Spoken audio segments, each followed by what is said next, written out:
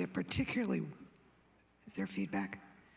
It's going to be wonderful, whether it's stereophonic or regular.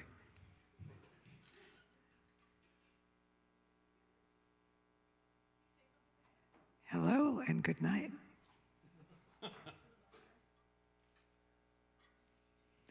We just want to tell you 2 times over how excited and proud we are of what you've done. That's right, that's right, that's right. Good evening, everyone. I think we owe Erin a great round of thank you, yes. You wouldn't know she didn't have a PhD in engineering. So anyhow, welcome to the City Council regular meeting this Monday evening, April 19th. I now call this meeting to order. I invite everyone to join in the Pledge of Allegiance. I pledge allegiance to the flag of the United States of America and to the republic for which it stands, one nation, under God, indivisible, with liberty and justice for all. Thank you. City Clerk, could you please call the roll? Certainly, Madam Mayor. Councilmember Hedges? Here. Councilmember Lee? Here. Councilmember Lorraine? Here. Deputy Mayor Newsom? Here. Mayor Diaz-Nash? Here. All right. Now, at this time, I will ask our city clerk if any notifications or requests for virtual meeting participation have been received from any members of the council due to just cause or emergency circumstances. Yes, Madam Mayor, we've received one request from Councilmember Hedges. Thank you, City Clerk. Councilmember Hedges, would you please address the council? You're muted, Councilmember Hedges. Could you unmute yourself, please? Give me just a second to get to the email where I can read that. Okay, thank you so much.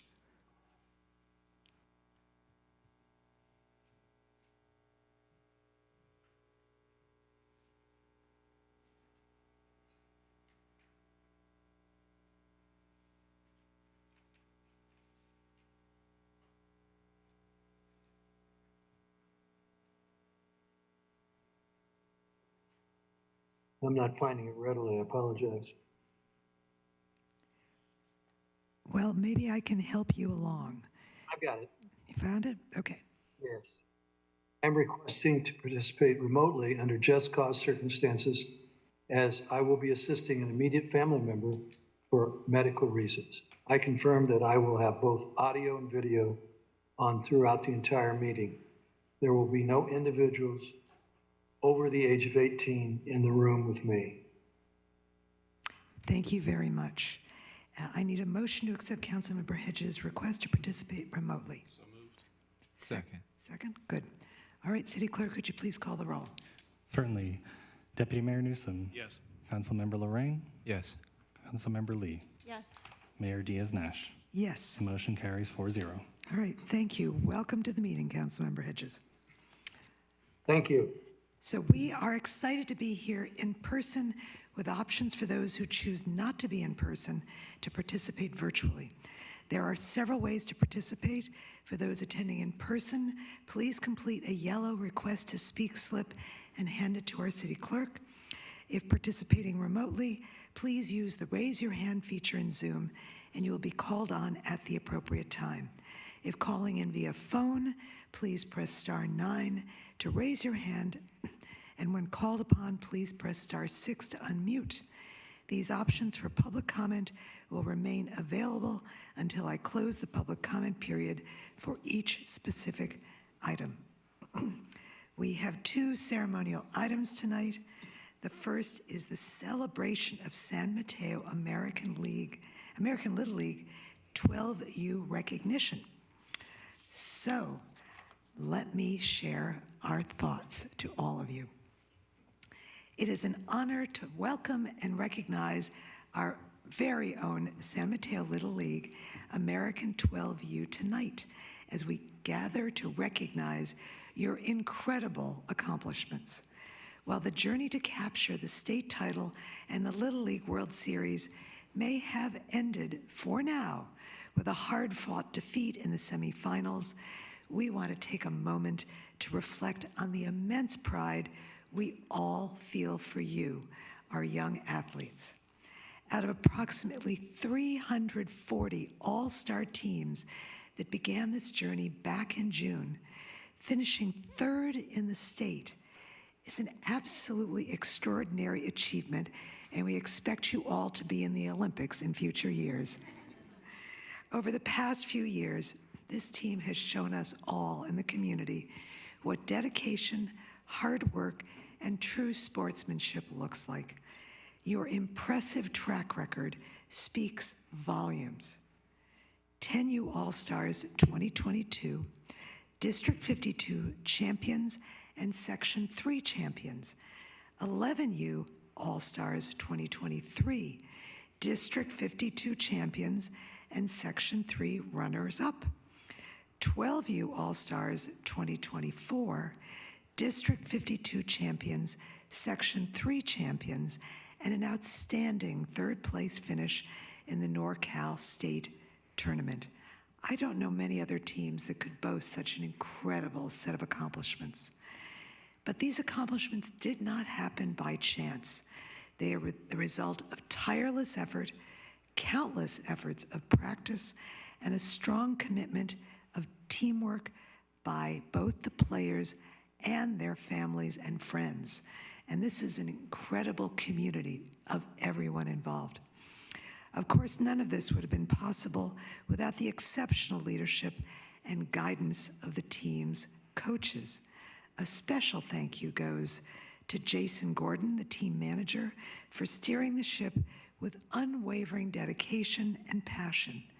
John Stone, the assistant coach, for invaluable support and coaching expertise. Dan Workman, the assistant coach, for invaluable support and coaching expertise to these young athletes and always bringing out the best in them. And Tommy Pejovich, the field manager, for ensuring our team always had the best possible conditions to train and compete. And finally, we must recognize Jeff Gilbert, president of the San Mateo Little League American. Jeff has been the backbone of our league, and as he steps into retirement over, I don't know how many years, but many, many, many, many, we owe him a tremendous debt of gratitude for his years of service, leadership, and commitment to our community's youth. We also want to welcome John Wells as the incoming president and know he will do everything in his power to do everything that Jeff has and more. To the players, coaches, and families, you have made San Mateo incredibly proud. Your journey may not have ended with the ultimate trophy this year, but your accomplishments, the friendships you forged, and the lessons you've learned will last a lifetime. And we fully expect this team to be back for future celebrations. Thank you all for representing our city with such excellent and hearts. We can't wait to see what the future holds for each of you and every one of you. And many of you we know will be looking to go perhaps to Toyonaka in the future as well to represent our city. So let's give a huge round of applause to our San Mateo Little League American 12U team.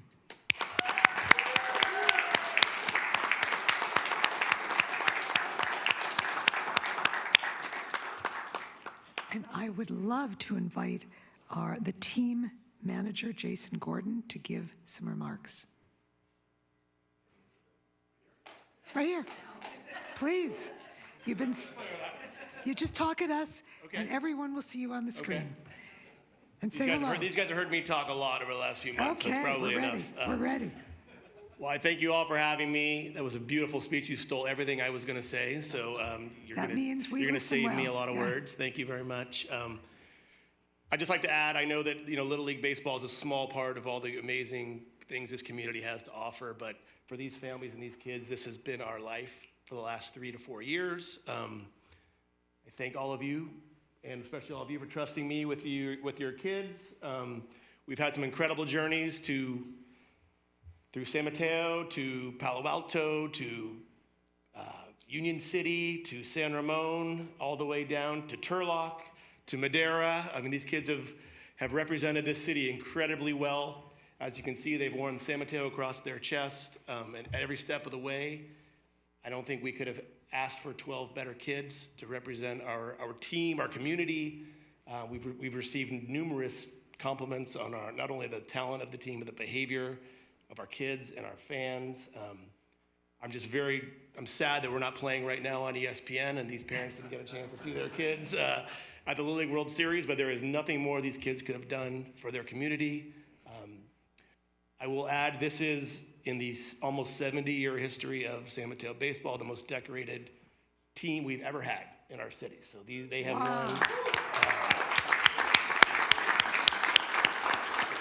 won more games wearing the San Mateo jersey than anybody else ever has, and set a standard that is going to be hard to top. Although I think John Wells is going to give us a run for our money starting next year when he takes over. So nothing would make me happier, maybe a little sad, to see another team at the Little League World Series, but I can tell you the groundwork we put together that these guys have started for the city of San Mateo is gonna serve us well in the future. So go San Mateo American. It's gonna be weird. I've been doing this now for 10 straight years, coaching Little League. I'm done. My youngest son is aged out, so it's gonna be a big void in my life, but it's been the best 10 years of my life, so thank you all for everything you guys have done. Thank you. I think I'm gonna call each of these guys up one by one. So I think we're going to do that. I'm going to come on down, and then after we do that, we're going to take a full council picture with everyone. And one other thing I didn't say before, we're looking forward to seeing many of you playing for the San Francisco Giants in a few years. Okay? So keep practicing. Okay, we'll start with number 15, Milo Werner.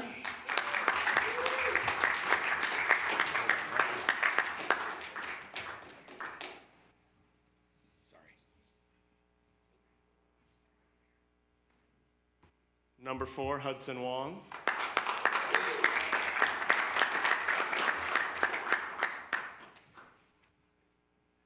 Number 16, Christopher Moreno.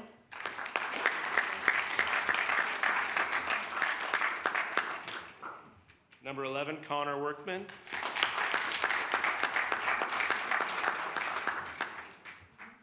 Number 19, Pono Rosenberg.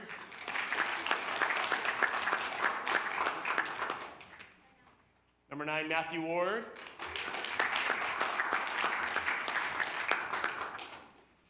Number 20, Willie Meza.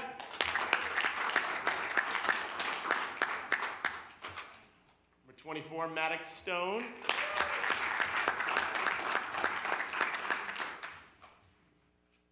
Number 7, Ryan DeRosset.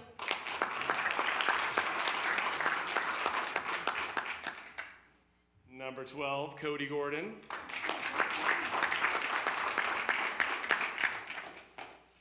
Number 1, Carter Ware. My first esteemed assistant coach, John Stone.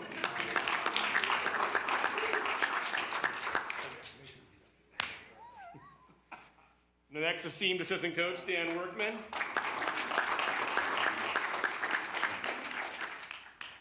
And our outgoing president, the mastermind of it all, Jeff Gilbert.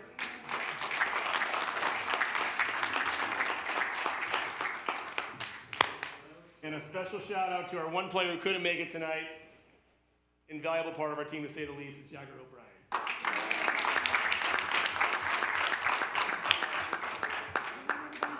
Council, come on down. Get the chief and Joanne. Yes. Joanne, Chief, come on. They were there on the opening day, so it's only Everybody here.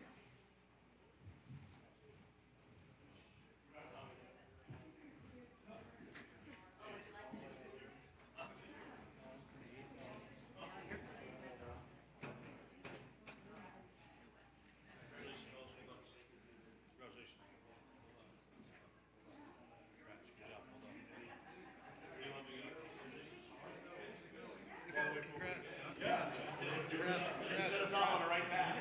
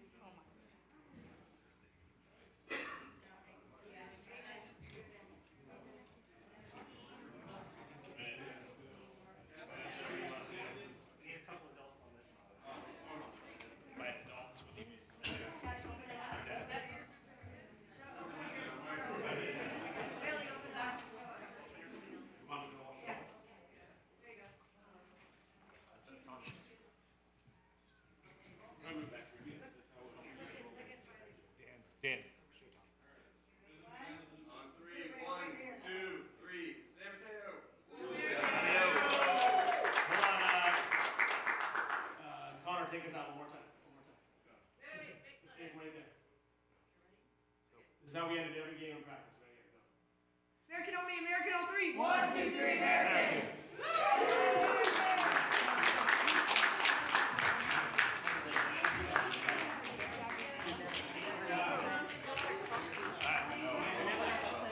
Everybody out. Let's go. Thank you.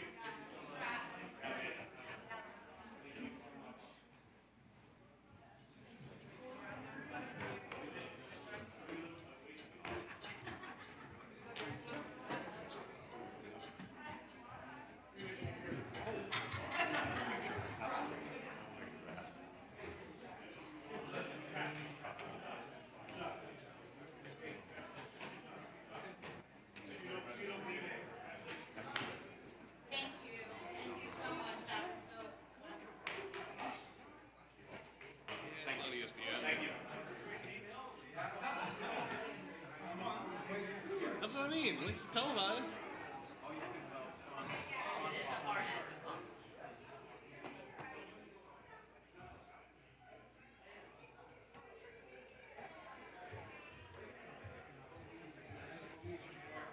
Did great. Yeah.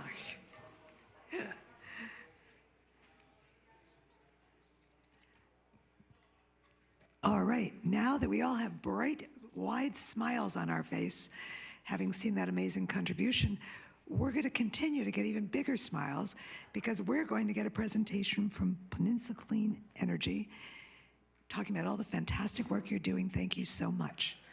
CEO Sean Marshall. Yes, how are you? Good evening, Mayor and council members. I'm so happy to be here this evening. That is a tough act to follow, Yeah. in part because I have never been able to put the ball to the bat in any successful way. It's not something I'm good at. How shall we advance the slides? Thank you so much. Okay, before we get started, I do want to just call out for appreciation Councilmember Lorraine, who serves as our board representative for PCE, Councilmember Lee, who is the alternate. You have been really a super addition to our board, providing leadership in many ways, including just the one I'm thinking of now is serving on our strategic plan committee, looking at the next 3 to 5 years of our agency and what that is all going to mean for us. So do want to appreciate both of you for your service. I also want to introduce my colleague, Mark Hirschman. Mark is our Director of Government Affairs. Many of you, I'm sure, know Mark.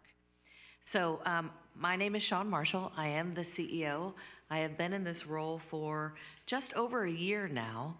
I joined PCE's staff in May of 2022 as the COO, working for then Jan Pepper, who retired last year, and I'm glad to say that she is doing very, very well in retirement. So I'm going to just provide a very brief overview this evening. So why don't we go ahead? We're going to kick off with just a quick flyover video, and then I'll get into some more detail. Peninsula Clean Energy was founded in 2016 with a clear goal: to provide clean energy, lower rates, and to combat climate change. As a nonprofit energy provider, I'm proud to say that we've managed to slash emissions by 94%, while at the same time increasing renewables and maintaining electric generation rates at a minimum 5% below PG&E. That's over $100 million back to our customers and our community since 2016. In the past year, we have secured our largest wind contract to date, adding over 200 megawatts of clean energy into our resource portfolio. In 2024, we expect to bring online 5 new projects, adding over 300 megawatts of new capacity onto the grid. This will get us within striking distance of meeting our 100% renewable goal. Peninsula Clean Energy is showing that we don't have to make a choice between affordable rates and cleaner energy. We don't have to satisfy corporate shareholders. Our customers are our shareholders. Peninsula Clean Energy was started to combat climate change, but now it's so much more. The true value of community choice is that it's local. It means going to your street fair and seeing us at a booth and asking a question about your energy bill. It's also when you go to plug in your EV and seeing a charger provided by Peninsula Clean Energy. Peninsula Clean Energy serves all of our customers in our community with different language outreach and programs for all income levels. A lot of the programs that come from Peninsula Clean Energy help our communities to take part, because many times the communities that we serve are left out with the policies that comes down to address climate change and greenhouse gas emissions. We're helping the community install thousands of chargers, including at hard-to-reach places like apartment buildings.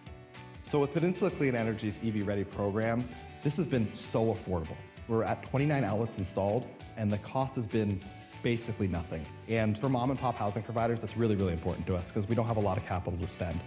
The average charger in our program is being installed for about $4,000, much less than the average of $10,000 to $18,000 in other programs. We are your local partner in building a sustainable community. Peninsula Clean Energy remains steadfast in our commitment to power our communities, combat climate change, and provide affordable clean energy to the customers we proudly serve. All right, thank you so much. And you can see I got a little haircut. I'm working on it, coming back. All right, next slide, please. Peninsula Clean Energy was founded. Okay, next one, please. Thanks. So I just want to level set a little bit for those in the audience in particular that may want to understand a little bit more about how this works. So as a reminder, Peninsula Clean Energy has a functional partnership with our investor-owned utility, Pacific Gas and Electric. What that means is that PCE is in charge of procurement and, in some cases, development of our power resources, all of which are sourced by clean and renewable energy. PG&E continues to maintain the pole and wire infrastructure, delivering the power to our homes and businesses. They also handle consolidated billing, so that as customers, we're only paying one bill. And at the end of the day, since PCE launched, our customers have been saving money on electric generation. So next slide, please. Just wanted to kind of give a framework for how it works. One of the primary priorities this year, as Adam Lorraine will attest, is a real focus on rate affordability. We have heard not only from our customer base, but also Sacramento about the affordability crisis in our state, which crosses many different industries, but certainly the electric and energy industry. So the good news is that our customers have saved well over $144 million. I got updated numbers today that put us at $175 million through the first 6 months of '24, meaning that we will be on track to approach $200 million in savings by the end of this year, which is great progress. Earlier this year, to be responsive to the affordability crisis, the board took an unprecedented action when it froze its rates at 2023 levels. That meant that our rates were between 10 and 15% below PG&E through the first 6 months of the year. Then PG&E, just recently in July, dropped its rates. We then countered by dropping ours another 5%, but the delta now currently stands at 5%. So we've also shifted our rate setting to a cost of service with the goal of basically collecting only the revenue that we need to run our business and to provide greater discounts going forward. So that is something we've been focused on.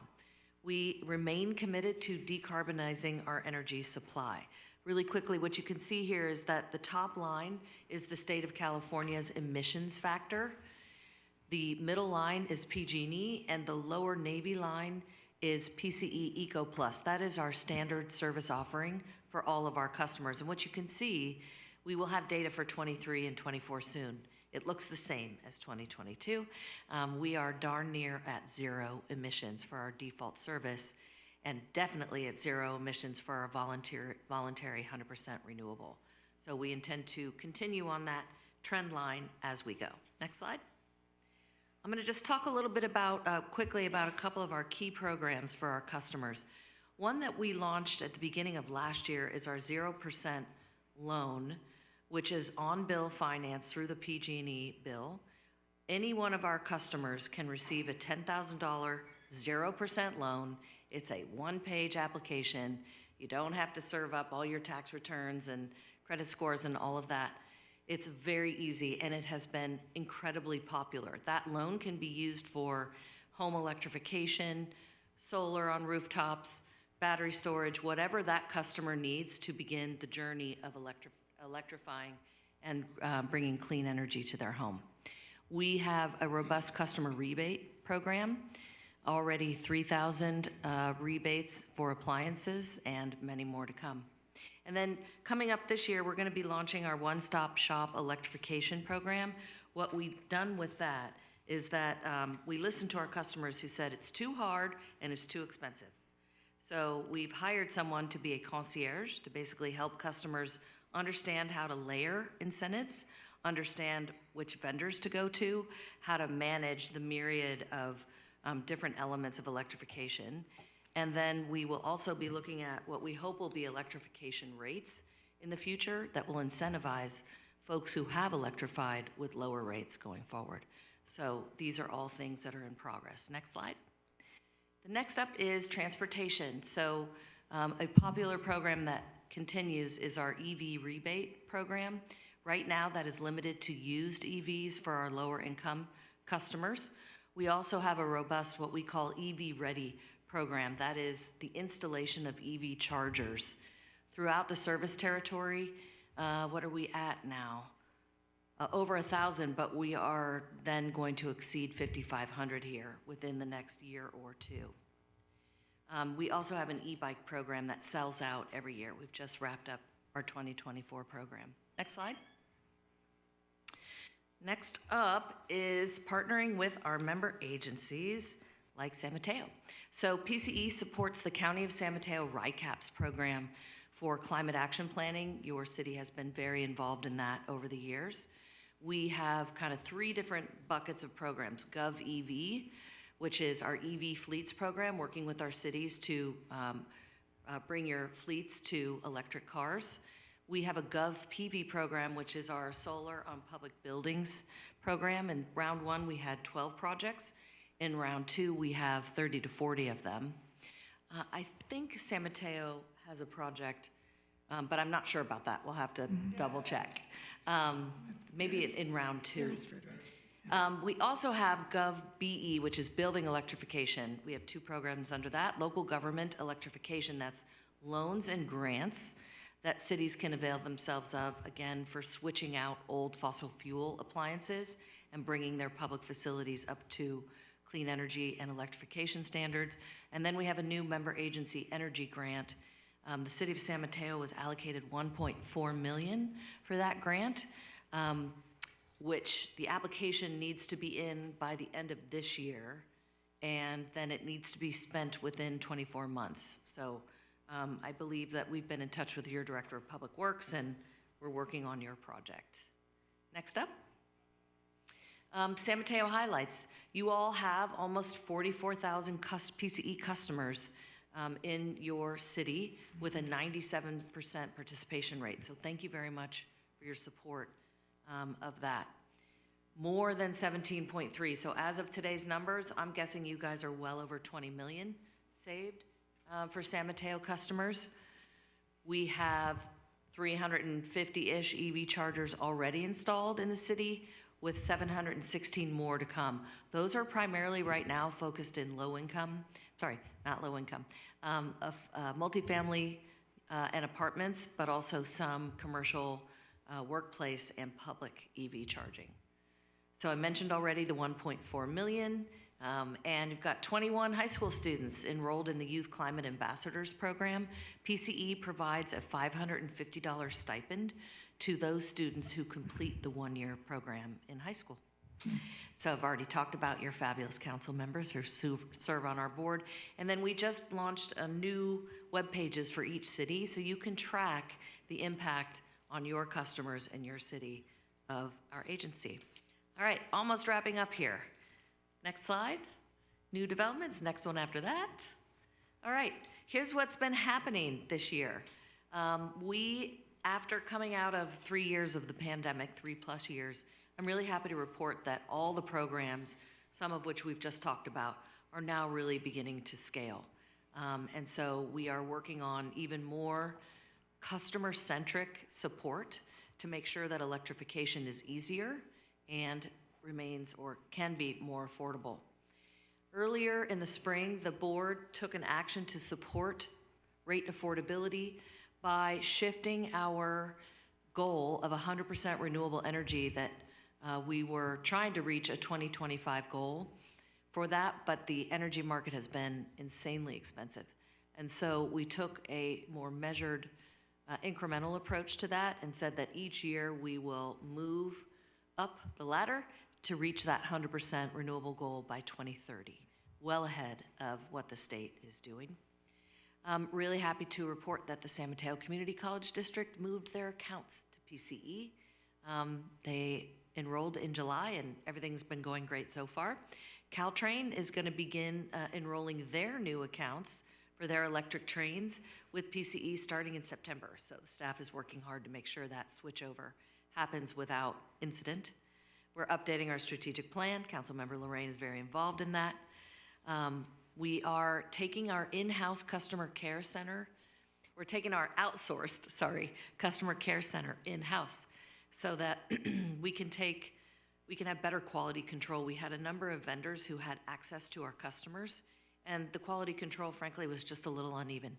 So now we'll have a full 360 view of our customers and be able to layer in and help them understand the various services that they can qualify for and avail themselves to. And as I noted earlier, we take a customer-centric approach to everything we do. And I really feel like that has been a real thing for us this year, and it is ongoing. So with that, I'll stop and say thank you for our last photo and happy to take any questions. Thank you.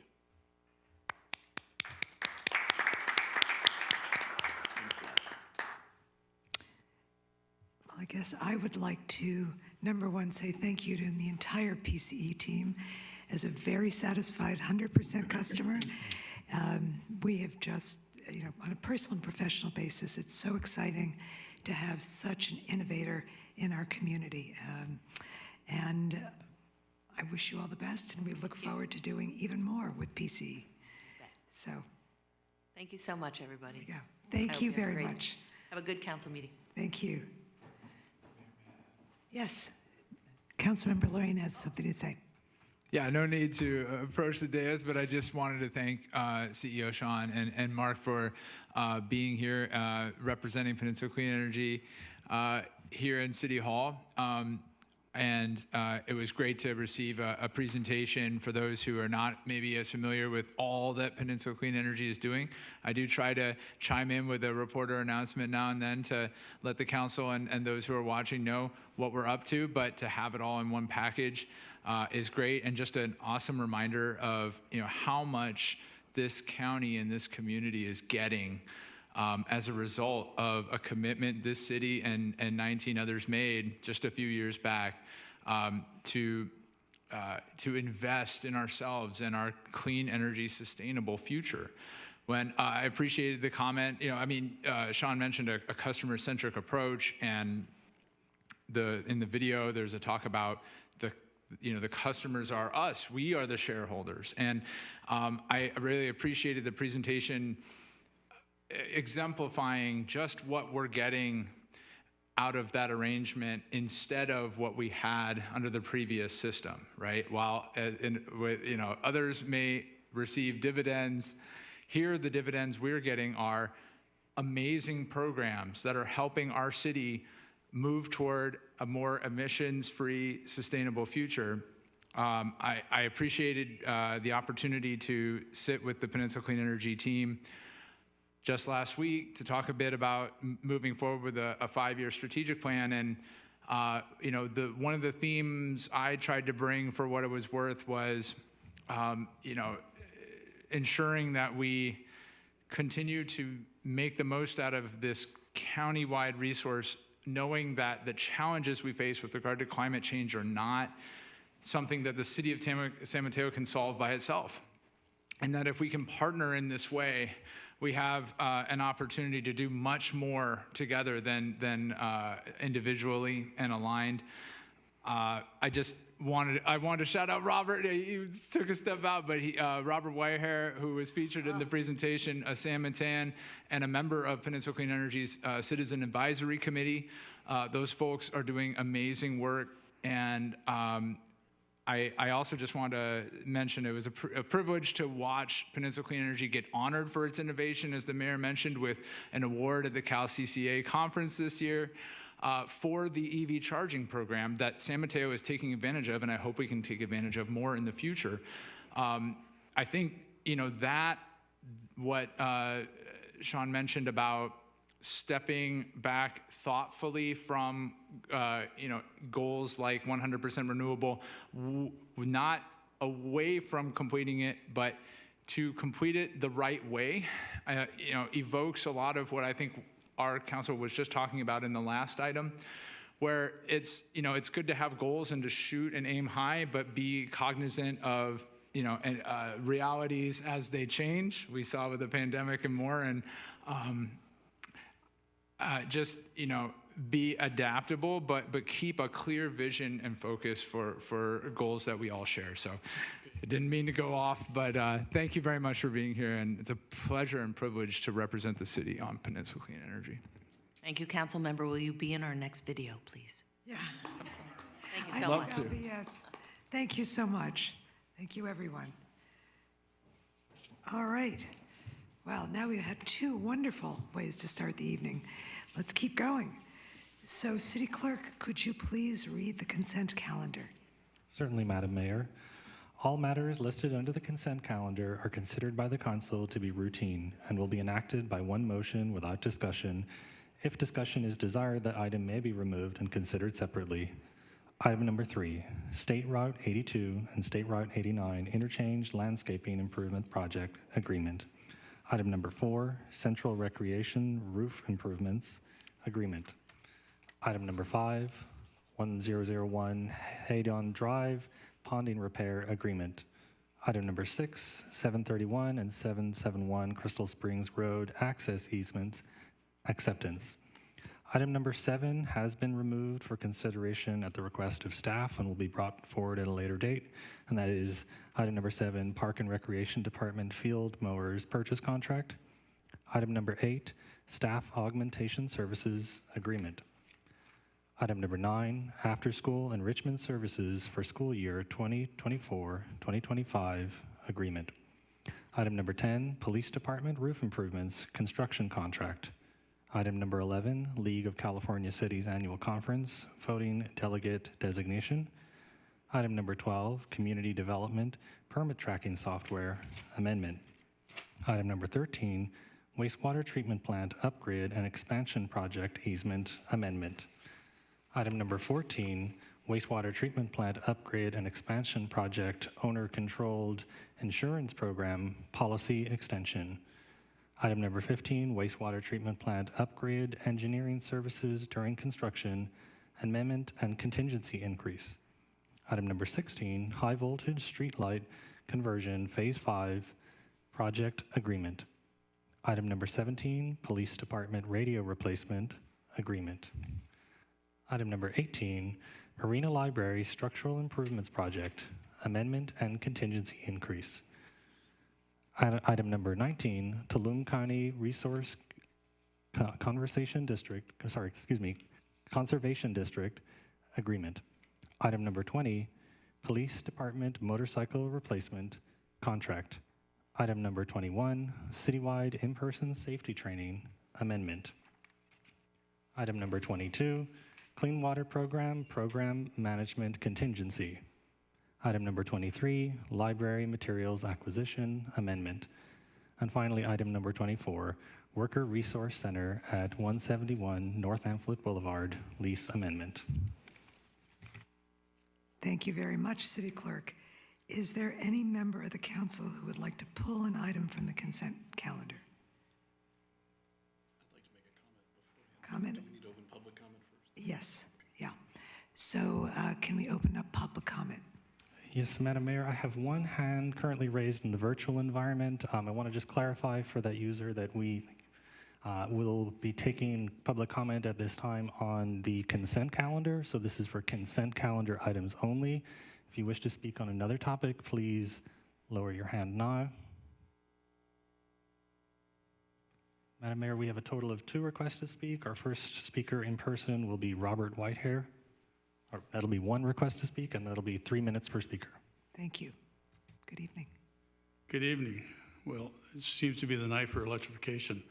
I'm here tonight to actually pull item 7, which you've already pulled, and also pull item 20. Thank you for a few months ago. You did listen to my request when I asked that you take a look at electric vehicles for public works. And I see that you started to look at other vehicles through the process, and I really appreciate that. You know, we all want to have the very best motorcycles for the police officers. The BMWs are the top of the line. You know, trying to find those motorcycles that are electric or they're out there, it's going to be difficult. I just asked the council to do everything they possibly can to find those electric vehicles that had the police package. I know how important that is. And then we find electric vehicles. And I'm looking forward to coming back to talk about lawnmowers at a future meeting. So thank you for doing that. You know, it's going to take a little bit of extra work on all of our parts to electrify and to do what we can to help the climate crisis. So thank you for all you're doing. I hope you find electric, maybe some Harley Davidsons. The live wires look pretty good. So thank you for your time. Thank you. Thank you, Madam Mayor. That concludes public comment on the consent calendar. Okay, so Deputy Mayor.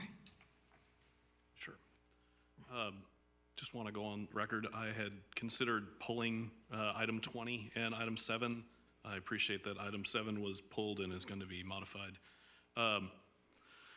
Talked a little bit with Robert Whitehair over the weekend, and also Brown Act buddied with Councilmember Lorraine about the 4 BMWs. The city council has a plan to, within the, by the year 2030, fully electrify our fleet. Currently, we are not trending well towards making that a reality. In talking with the police, it doesn't sound like there is an e-motorcycle that is a viable current solution, in the fact that they either can't carry the load or cannot potentially hold a charge to work for the shift, for the entirety of a shift. The San Mateo PD did test a zero motorcycle back in 2017 and had charging issues with it, and so stopped using it. I did a little research. There are newer zero bikes that have great potential. There is Livewire, which is actually a spin-off of Harley Davidson, and it's a Harley Davidson motorcycle.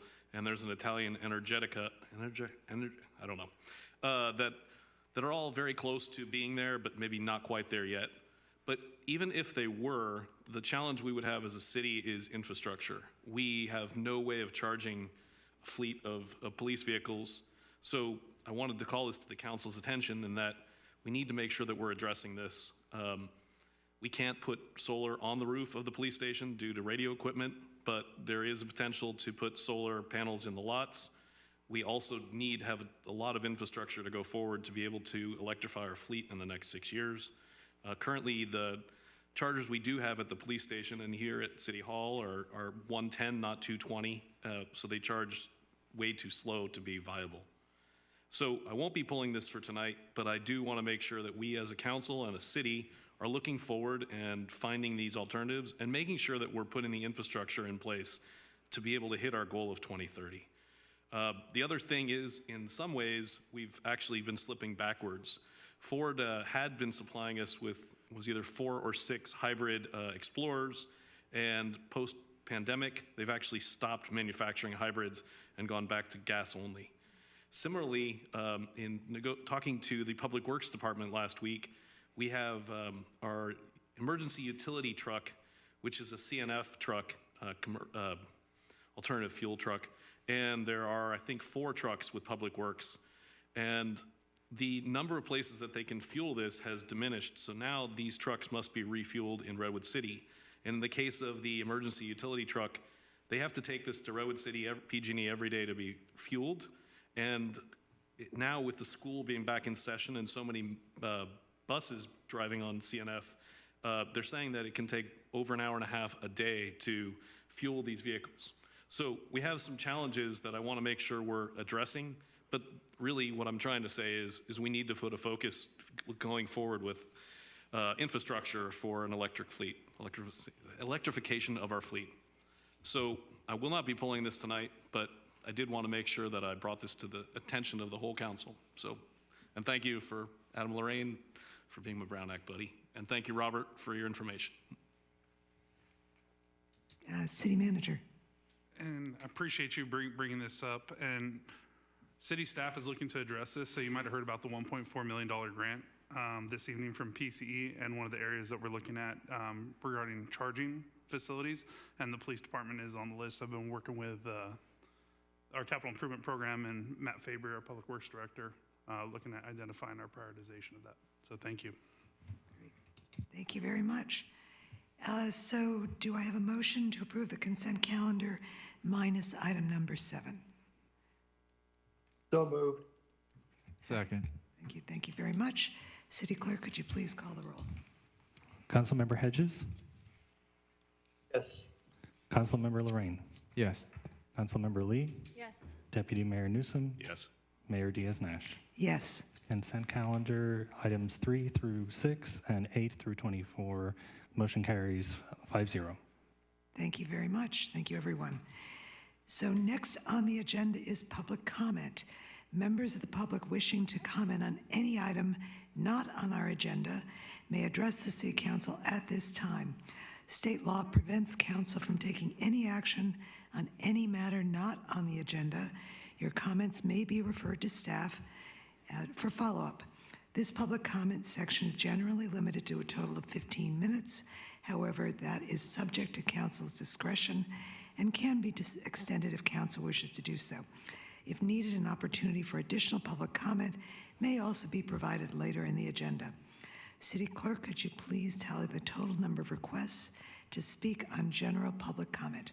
Certainly, Madam Mayor. I have right now no requests in council chambers and 1 request virtually. We have received a request for an organized presentation. I want to just confirm the user ending in 779. Are you part of the organized presentation? Please unmute your mic to confirm.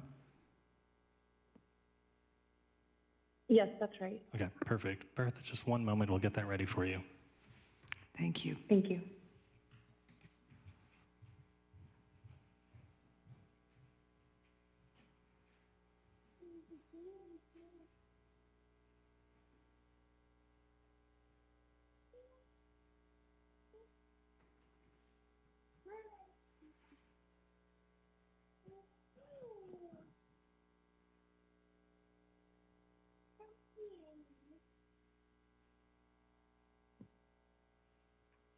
Alrighty, we should be ready. Thanks, Martin. So are you playing the video? Yes, we can hear you. Oh, yes, we're going to play the video right now. Okay, thanks, Martin. So, dear City Council, my name is Yue Tang. Sorry, could you Can I clarify, do you continue, want us to play the video at this time? Can you play the video in like a mute mode? Then I can Just speak. mute it. Would that be possible? Yes, we can do that. We'll do it. Yes, please. Okay, thanks. Okay, so, hi, City Council. My name is Yue Tang. I'm a resident in the city of San Mateo. Thank you for giving me the opportunity. I just wanted to bring your attention to the current state of our streets. So our streets have become quite unsightly due to the construction of 5G cell towers. So to illustrate this, I have a video in front of you showing the condition of a section of Mission Drive. So you can see the road is now covered in numerous patches as a result of the underground construction for the cell towers. So this damage can be seen all across our city streets, not only on Mission Drive. Another easy example would be Aragon Boulevard. Apart from the patching, we have also had like different colored markings on our streets for over a year now. So again, due to the underground construction, and those markings have become really an eyesore and have greatly impacted the aesthetic appeal of our neighborhoods. So our concern is that none of this damage to our streets was mentioned in the plans before those permits were granted for the cell towers. So the residents were not aware of it. If we had been aware, then the residents would have definitely raised this issue during our appeal process. So here I'm just wanted to kindly request the city council to demand the telecommunication companies take responsibilities for repairing this damage on our streets. I think our residents don't want to see these markings and the patches, and it is very, very important for our city's aesthetics to be restored. So thank you for your attention, and we hope for prompt action to address this matter. Okay, thanks. Hand it over to Irina. Yes, hi, this is Irina Mavridis. Thank you, Martin. Thank you, City Council members, City staff. Am I being heard well? Yes, we can hear you. Oh, excellent. Would you kindly play the video that we sent, the next video, please, Martin? Yes, we'll pull it up right now. Thank you. Do you want audio for this one, Irina? Please. Yes.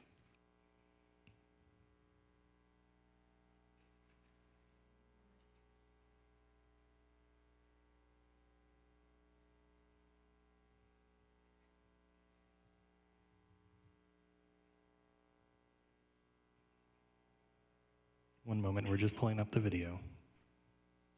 Okay. There we go. 24, and I just picked up a reading in my home of 1,580 microwatts per square meter. So as you can see, our streets are being torn apart and scarred. This is happening all over San Mateo. It is unsightly. There was no information given to the residents ahead of time from the applicant that this much of our streets would be ruined, and the work is not even finished. Next, our sidewalks will be dug up for the fiber vaults. Hillsborough does not allow this. They force the applicant to repave the entire street, not just do the ugly patchwork to cheaply suit their needs. We just heard today about clean energy. Well, these antennas require continuous power, contributing to a higher carbon footprint, not to mention the excess radiation levels, which data shows negatively affects the environment, wildlife, and public health. Allowing this proliferation of cell towers is not in line with the visions and strategic goals of the General Plan and Climate Action Plan. We already know the FCC is mandated by the higher courts to address the non-thermal health effects of these cell towers. Resident Lindsay Reich, who couldn't be here tonight, hired an RF expert who came to her home, as you saw, and measured high levels of radiation in her home. The recommendation was to try to limit time spent in that area of her residence, which is of course impossible. She now recently measured those extreme red zone levels as seen in the video. This is unacceptable and an absolute violation of our sacred spaces. She also lives next to a Chabad preschool school where school children attend. We do not feel safe in our homes. Many of us are already experiencing physical symptoms. It's interesting to note the city of San Francisco has only 43 small cell facilities from Crown Castle. San Mateo has approved 197. SF is more populated than the entire county of San Mateo. Thank you, Irina. That concludes the organized presentation. Okay, thank you. Thank you. Madam Mayor, that concludes public comment. All right, thank you everyone for your public comment. I'm going to close public comment now, bring it back to council for our next item, number 25, Community Relations Commission Amendment Ordinance Introduction. And we are fortunate to have Denise Garcia, our management analyst, speak to us. Welcome, Denise.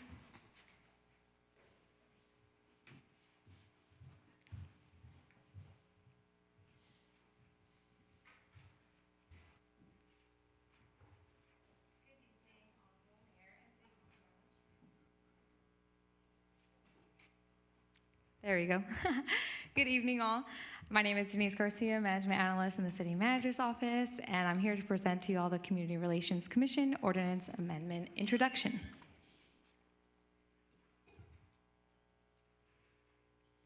All right, the recommendation is to introduce the ordinance amendment of the San Mateo Municipal Code, Chapter 2.21, Community Relations Commission, and it's to authorize the CRC to review city matters and make recommendations to City Council that advance the city's equity and inclusion objectives. Before sharing the exact language of the amendment, I'd like to share the timeline of where we started and where we're at today, just to give some history. Our first DEI task force convening took place in January of 2022. Over the course of 2 years, the the task force met monthly and were successful in accomplishing their task of providing diverse input on key projects such as diversifying boards and commissions, racial equity art project, and the housing element of the general plan. On January 19th, 2024, the task force met for the final time. And on April 1st, 2024, staff presented an update to City Council about the accomplishments of the task force and provided options for Council's consideration to sustain long-term DEI initiatives within city operations. They supported the option that would integrate DEI initiatives into the CRC scope of work. On July 17, 2024, we actually presented the council's direction to this Community Relations Commission, and they were very supportive of that direction. Today, staff is here to present the amendment made to the CRC ordinance. So before I share the amendment, I just wanted to point out that currently the CRC scope does include this type of language, which is to make recommendations to the City Council to reduce or eliminate existing inequalities and disadvantages. So it's in alignment with what already exists. Now here is the amendment. It goes on Chapter 2.21.030, which is the powers and duties of the Commission. And it is to study, investigate, review policies, and hold public hearings to advance the city's equity and inclusion objectives by making recommendations to the City Council. And as I mentioned at the very beginning, the recommendation is to introduce the ordinance amendment of the San Mateo Municipal Code, Community Relations Commission, again to advance city's equity and inclusion objectives. Thank you. Thank you very much. City Clerk, do we have any public comment on this At this time, I have no request to speak on this item. If you are attending in chamber and request to speak on this item, please fill out a request to speak slip and deliver that to me. Not seeing any movement there, so we will consider that no request to speak on this item. Okay, thank you very much. I will close public comment and bring it back to council for questions and comments. Anyone have any questions or comments for Denise? Thank you. Well, this is such a gratifying moment. Back in 2022, when the community rallied for the Black Lives Matter movement and came together, developed a policy that committed ourselves to anti-racism, and through that conversation, decided to create this task force. Externally, bringing stakeholders together, and also internally as an organization. And I think that was a very robust and fruitful exercise for the city to go through. And right now, we're at the point and crossroads of actually institutionalizing this decision-making power in a way that I think will leverage the CRC more fully and efficiently, and bring this conversation into city business in a really dedicated way. I'm so pleased to be here in this moment and see the full cycle and evolution come to fruition. I fully support this direction. I'm thrilled, and I think that this is legacy work. So I'm really proud to be here with all of you today. Thank you. Thank you very much. Any other comments or questions? Okay, well then, do I have a motion to, oh, excuse me, I just saw a hand. Rich? Yes, thank you. Yeah, I served on a DEI task force for it's not a long time before I got on I got off when I got on the council. I thought it was a great task force. I was so happy with what was happening, and I would like to make a motion to support this. Thank you very much. Who would like to second it? Second. There we go, appropriately so. Thank you very much for a motion and second. City Clerk, could you please call the roll? Certainly. Councilmember Hedges? Yes. Councilmember Lee? Yes. Councilmember Lorraine? Yes. Deputy Mayor Newsom? Yes. And Mayor Diaz-Nash? Yes. Motion carries 5-0. Thank you very much, and Denise, thank you for all the work you've done, past, present, and future.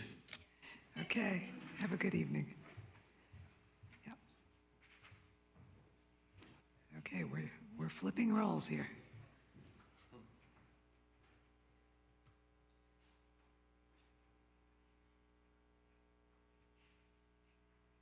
Just a few moments and we'll be ready for the next item.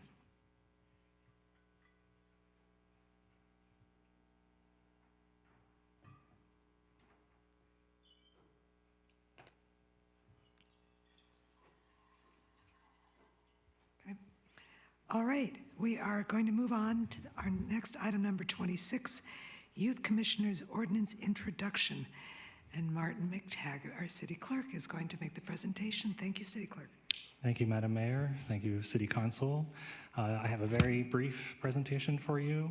The item before you is an ordinance introduction to provide youth commissioners to the Sustainability and Infrastructure Commission, Library Board, and Senior Commission. As an overview for this presentation, I'll provide a brief background on the origins of this topic, in particular, increasing youth engagements in the city's boards and commissions. I will provide the council with some context regarding qualifications for service on boards and commissions. The council will receive a summary of the proposed ordinance, followed by an update on some ongoing efforts to promote youth engagement within the city. So just by way of background on this topic, the City Council, during its January 29th, 2022 special meeting, discussed options to expand youth engagement on boards and commissions. As such, this became a strategic goal for fiscal year 2022 and 23. And on October 3rd, 2022, the City Council provided direction to staff to add non-voting youth members to the Park and Recreation Commission. Subsequently, on November 6th, 2023, the City Council appointed 2 youth commissioners to the Park and Recreation Commission. On March 4th of this year, staff conducted a boards and commissions study session, during which the council provided direction to staff to return with an ordinance to provide for the appointment of youth commissioners to the Sustainability and Infrastructure Commission, Senior Commission, and the Library Board. For the City Council and the public's awareness, the City Clerk's Office is tasked with the responsibility for recruiting for the city's various boards and commissions. For the Park and Recreation Youth Commissioner vacancies, the City Clerk's Office conducted a robust effort targeting organizations and groups working with youth members, which resulted in a total of 13 applicants. Following the first ever recruitment for the youth commissioners within the city, lessons were learned which will assist with the development of further boosting awareness of the role and to solicit a diverse range of qualified applicants. As noted on this slide, greater clarity will be provided to prospective applicants to further differentiate the role from similar positions throughout the county and other agencies. Efforts will also be taken to accommodate the schedules and venue preferences for applicants. Furthermore, during the most recent spring 2024 boards and commissions recruitment, the clerk's office deployed its diversity, equity, and inclusion initiative, and a big thank you to our management analyst, Erin Fellers, who played a key role in developing our outreach success plan, taking a lot of the lessons that she learned during her management talent exchange program in the city of Redwood City and bringing those here to San Mateo, which helped us establish a very strong framework for diversifying the range of applicants to various advisory positions. For some additional context on this matter, the council will be aware that one of the requirements for service on our standard boards and commissions, as outlined within charter, is that members of all boards and commissions shall, while serving, possess the same qualifications as required by the charter for election or appointment to the council, specifically that they be a qualified elector. Section 2.01 of the charter states the qualification to include that the individual be a qualified elector, thus residents under the age of 18 would not be eligible to serve as members on the board or commission.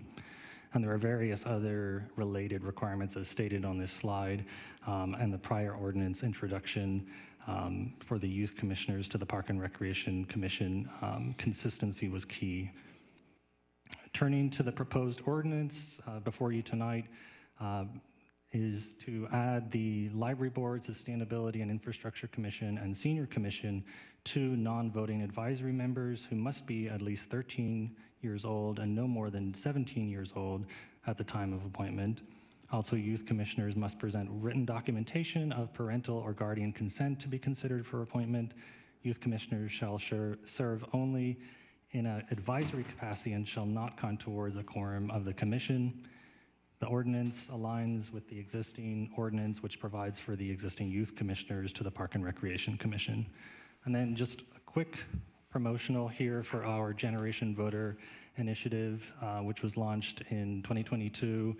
Generation Voter is a component of our Youth Activities Council, and through the Park and Recreation Department, the Generation Voter initiative was designed to allow high school students and middle school students to engage in local government. This was borrowed heavily from a model implemented in the city of Burlingame, and the intention here was really to provide accessible entry points for young people to engage and learn more about the election process. Some of the successes that we've seen with Generation Voter and the Youth Activities Council are we have had hundreds of pre-registration forms completed for students in high schools. So those kids who filled out their pre-registration forms and in the last several months will now be eligible to receive a ballot whenever they turn 18. They'll automatically be enrolled for a vote-by-mail ballot. We also coordinated the city's first ever I Voted sticker competition for the March primary election, which will once again be offered for the November general election. And then finally, I will leave you with the staff recommendation, which is to introduce an ordinance to amend San Mateo Municipal Code, Chapter 2.15, Library Board, Chapter 2.28, Sustainability and Infrastructure Commission, and Chapter 2.29, Senior Commission, to provide for the council appointment of two non-voting youth advisory members to each of these entities. Thank you very much. Do we have any public comment on, yes? Now he's going to go back to the other role.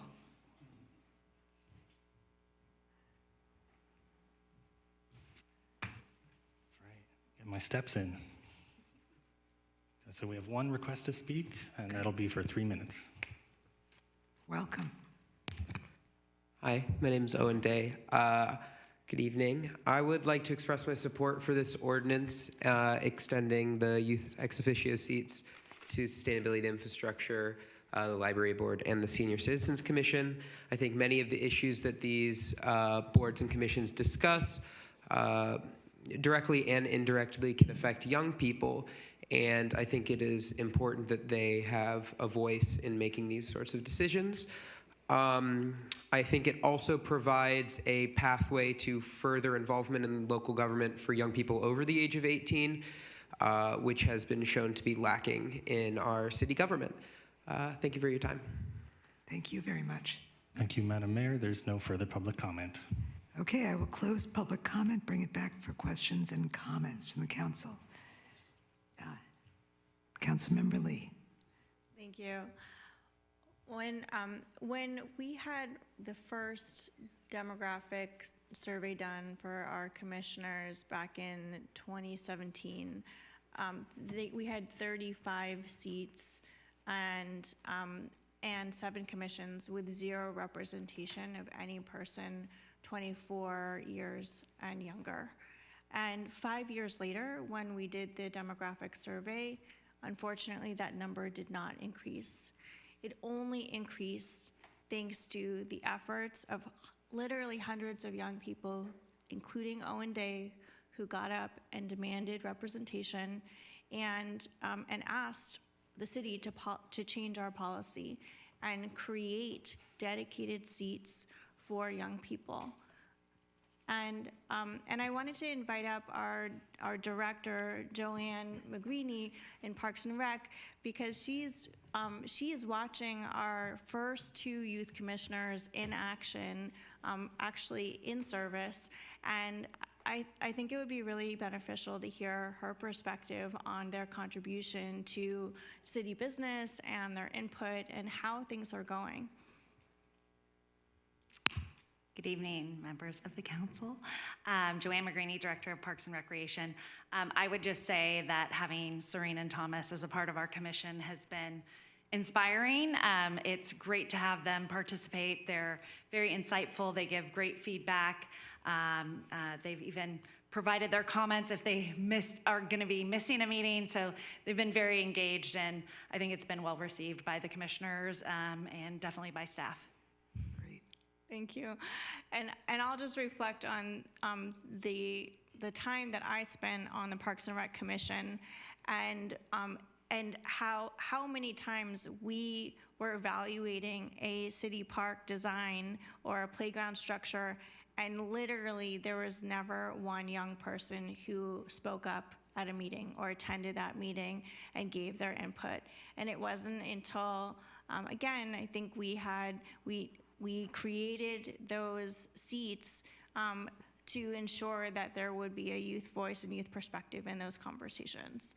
So I'm very, very excited about extending this pilot to other commissions. I was very pleased when the council supported this direction. I want to appreciate all of the many years of work that has gone into this, thanks to my youth interns and the hundreds of young people who signed petitions and helped lobby the previous council and maybe some of these council members as well, to ask for this kind of representation in city government to be enshrined in our policies and ensure that there was a space for their perspective to be held. So when I'm talking to the young people that I'm working with, the metaphor that we use is literally we are building the chairs and dragging them up to the table, right? The table where decisions get made. And so I'm very pleased to support this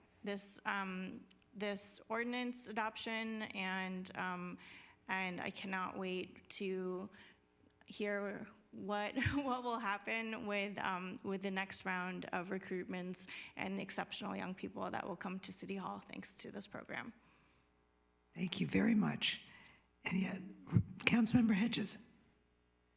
Yes, thank you. First, I want to thank Councilwoman Lee for her involvement in this and her work on it. She's really pushed it forward. I'm very high on it. Owen is such a great model for all young people. He's been involved in so much within the city and even the county. And so I'm very supportive of this. Just want to say that when I got on the council, we had no one on boards and commissions from the east side. We now have 5 people. So getting people involved in their government is the priority for all of us. And this is going to help set the stage for the future because they are the future. Thank you. Thank you very much. Yes, Councilmember Lorraine. Thank you. I echo the excitement in expanding youth commissioners. But I did want to just ask the council about senior commission and whether we really needed to increase youth commission to all of these. I think, to me, library board and sustainability and infrastructure and parks and recreation, which we've already begun, resonate with youth affairs more strongly, I guess, in my opinion, than with the senior commission. And additionally, we had a meeting earlier this year in which we were concerned about the scope and the workload of senior commission, with an interest in trying to increase it. They're currently having meetings get canceled, and I just think that there may in fact be an opportunity to add youth commissioners to senior commission, but perhaps we might wish to wait at this time, go ahead with library board and sustainability infrastructure, and work on increasing that scope and workload of the senior commission and get it to a position where we feel like if we were to introduce youth commissioners, they would have a clear focus and work to help with and address it at that time. Just wanted to ask other people their thoughts on that, if that's permissible. Absolutely. Anyone want to have a comment on that? Deputy Mayor. I guess I would say I'm open to it. I think, the idea of having youth working with seniors is very interesting and beneficial. I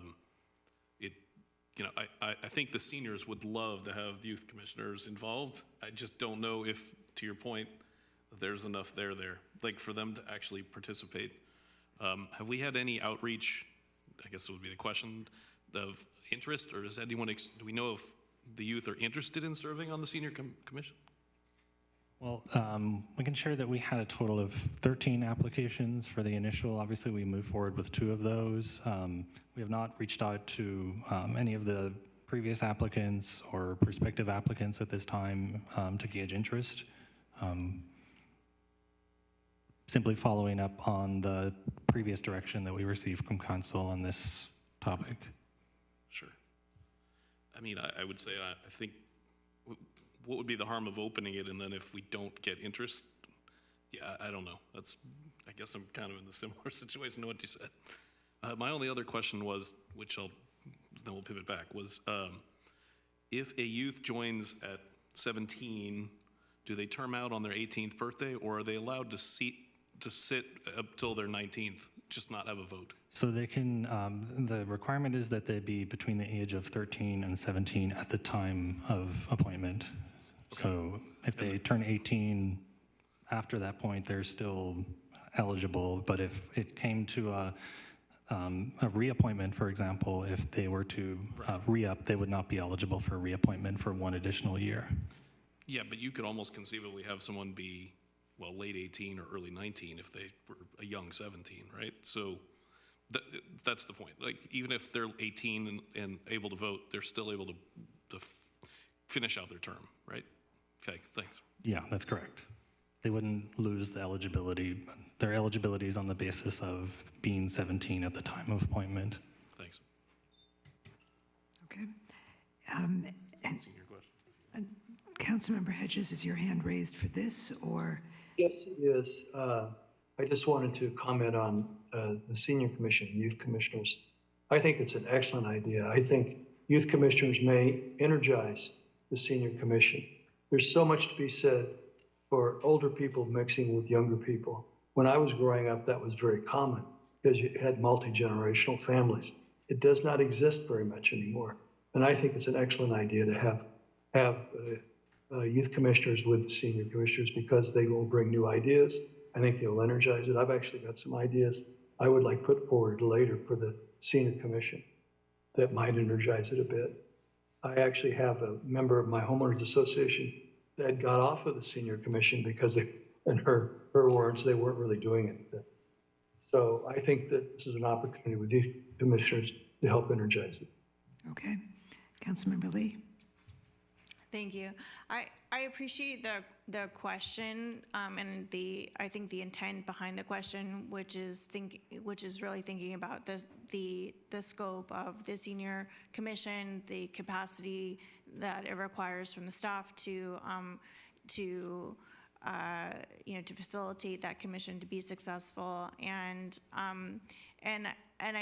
I think that I hope that there's still a conversation that council is interested in having in terms of evaluating the scoping of the senior commission and making sure that it is a strong and productive space for community input and like thought leadership on issues. I would agree with Councilmember Hedges that adding youth into the commission, there is an upside of energizing it and facilitating like multi-generational collaborations. And I don't have a concern per se about the possibility of adding youth commissioners and on a dual track also engaging in that conversation and future decision about what that commission should be, right? Because the youth commission seats are 1-year appointments, it's not a 4-year term. They're going to be aging out and going on with their lives to the next chapter. And so I don't feel like there's that same sort of like timeline disconnect that might have happened with a different kind of seat and commission structure, and thinking about what happens next and what decision trees need to be considered for the youth commission evolution or the senior commission evolution. So I think it should be on the table. I think there's more upside than downside. And also I wanted to note that I'm going to be participating in a multi-generational sustainability exercise, which is all designed around creating a design process for sustainability goals that will bring together midlifers, youth, and seniors. And so that's like a really innovative kind of configuration and demographic to bring together for community input processes. So I think that the fact that we are considering adding youth to senior commissions is actually kind of cutting edge. So I still think it's worth moving forward, and I don't think it in any way restricts our discussions about the future of the commission. City Manager. And on the agenda calendar, we'll be bringing back the item on the senior commission on September 16th. So in 2 meetings, we'll have that discussion. There we go. Good timing. I also am supportive of including youth on the senior commission, and let's see what happens. I think good. So with that, I need a motion. Move approval. Okay. Rich, do you have a question? No, you didn't hear me. I said I'd move approval of the item. Okay, great. If you could lower your hand too, that would be wonderful. Thank you. Okay, then we need a second. Second. Thank you. All right, City Clerk. Councilmember Hedges. Yes. Councilmember Lee. Yes. Councilmember Lorraine. Yes. Deputy Mayor Newsom. Yes. Mayor Diaz-Nash. Yes. Motion carries 5-0. Thank you very much, and thank you, Owen Day, for speaking tonight, and we look forward to seeing who our new youth commissioners will be. So we're moving on to the next item of new business, item number 27, 2000 South Delaware Street, Affordable Housing Development Transfer to MidPen Housing, reassignment and amendment of ground lease and conditional loan commitment term sheet. And that is one of the longest titles that we've had recently. So Rachel Horst, our Housing and Neighborhood Services Manager, is going to present. Thank you, Rachel.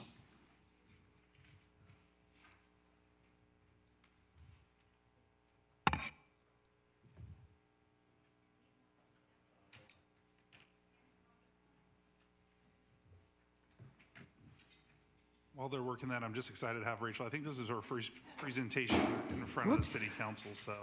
Well, we are very happy to have her with us. There we go. Good evening, council members. Thank you. Rachel Horst, Housing and Neighborhood Services Manager, and I'm happy to be presenting this item before you tonight, 2000 South Delaware. Gonna master the technology. All right. 2000 South Delaware is an existing affordable housing development. It consists of 60 units. They're all restricted to moderate income, so that's 120% of area median income, or AMI. They're all 2-bedroom units. And just for orientation purposes, 2000 South Delaware in this aerial view is shown outlined there in the black hash marks. And for lack of a better orientation, I will say to the north is 92, and then to the west, there's the city courtyard, and to the east, Fiesta Gardens neighborhood, and then sort of to the south, or just below there, the fairgrounds. And another important detail here is that, sort of reflecting that same image, there's another development just across from 2000 South Delaware, and that's the Delaware Pacific Affordable Housing Development, which is owned by MidPen Housing, also 60 units, but restricted to lower affordability levels. Both of these developments are on city-owned land. They were developed at the same time. 2000 South Delaware is owned and was developed by Westlake Realty. The city maintains a ground lease with Westlake and also with MidPen separately. For the 2000 South Delaware development, the ground lease restricts the units for 55 years to moderate income.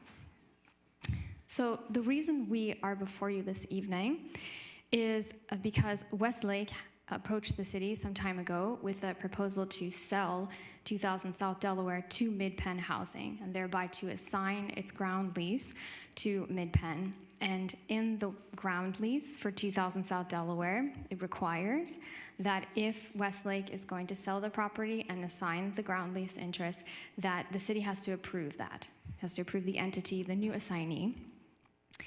And so that is what both parties are seeking from the city tonight. And in addition to that, MidPen is proposing, after acquiring the property, to lower the affordability level of the units to low income or 80% AMI. So both parties are requesting that the city take multiple actions. First, we have approval of MidPen Housing as the assignee of the ground lease, and that's the document, the assignment and First Amendment of ground lease that is attached to the report that you have before you this evening. And then in addition, with this proposal to lower the affordability level of the units, MidPen is requesting that the city work with them to make further amendments to the ground lease and also to draft and execute a regulatory agreement restricting the units to low-income households, and to make a financial contribution to subsidize lowering the affordability level. So this slide shows the potential city financial contribution, and also this chart here, which is very similar to the term sheet, which is included in the staff report, or the agenda report. I'm not going to go through each line here, but I'll just describe some of the main points, terms. Staff is recommending a $500,000 contribution in the form of a residual receipts loan, so a 3% simple interest, 55-year repayment term. Towards the bottom of this chart here, you'll see ground lease term. I should be specific. Within the ground lease is a 99-year ground lease. The term of affordability is 55 years. So with the assignment and First Amendment of ground lease, we're starting again at zero. The 55-year term starts again. And then at the very bottom, this option to purchase is in this chart because this would not be part of the, so that document, the assignment and First Amendment of ground lease, does not contain this amendment, but in the more thorough set of amendments that the city could and would make to the ground lease, if we were to move forward with this option, it would be to also, it would include removing the option to purchase. Right now, the ground lease between the city and Westlake allows for the owner of 2000 South Delaware to purchase the land from the city after, I believe, a 10-year period. So MidPen has agreed to remove that provision. In addition, I would like to speak to the this line here on the tenants. No displacement of tenants will occur as a result of this transaction of MidPen acquiring 2000 South Delaware or restricting subsequently the units to low income. The property is nearly fully occupied at this point, and there is a mix. The tenant population includes moderate income households, but also households that fall into the low or even very low income category. So what will happen if this transaction goes through is there will be no effect on the tenants. They can remain in the units. There is annual income recertification, as there has been every year up to now. And again, the moderate income families or households can remain in their units. When their leases expire, they can sign a new lease at rents appropriate to their income level. When they move out, when the unit turns over, that's when the unit is then rented to and can only be rented to households at or below 80% AMI or low income households. So As to the timing of these documents, again, the document that is here for approval tonight is the assignment and First Amendment to the ground lease. And this does two things. It reassigns the ground lease to MidPen housing, and it restricts the units to low income.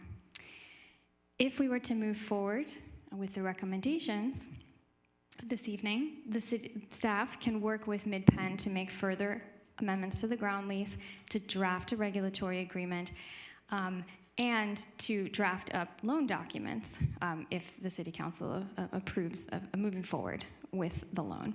So we're doing this phased approach because these documents take time to draft, and so the sale of 2000 South Delaware can go through, and we can, from this point forward, from this evening, if approved, start to work with MidPen to draft up this full set of documents, which we then bring together before council as a package.